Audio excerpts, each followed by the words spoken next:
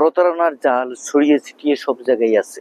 বিদেশ যাত্রায় আপনাকে এই প্রতারণার জাল ছড়িয়ে ছিটিয়ে থাকা অবস্থা থেকে আপনাকে বিদেশে যেতে হলে ছোটখাটো দেশ, যেমন ধরেন মিডল ইস্টের যে সমস্ত দেশ রয়েছে, আমরা যে সমস্ত দেশে যেতে চাচ্ছি ওই সমস্ত দেশ থেকে প্রতারণার ছড়িয়ে ছিটিয়ে জাল রয়েছে।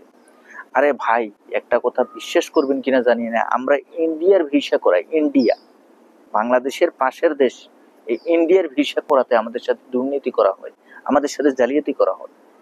সুতরাং প্রত্যেকটা step by step, sector by sector কিন্তু জালিয়াতি এবং দুর্নীতি ছড়িয়ে ছিটিয়ে রয়েছে। আপনারা স্ক্রিনেও দেখতে পাচ্ছেন, যেমন আমার ছবি দিয়ে ফেসবুক পেজ খুলে অস্ট্রেলিয়া ওয়ার্ক পারমিট ভিসা করিয়ে দিচ্ছে, এবং কি mobile number, imo number, WhatsApp number সবকিছু দিয়ে দিয়েছে।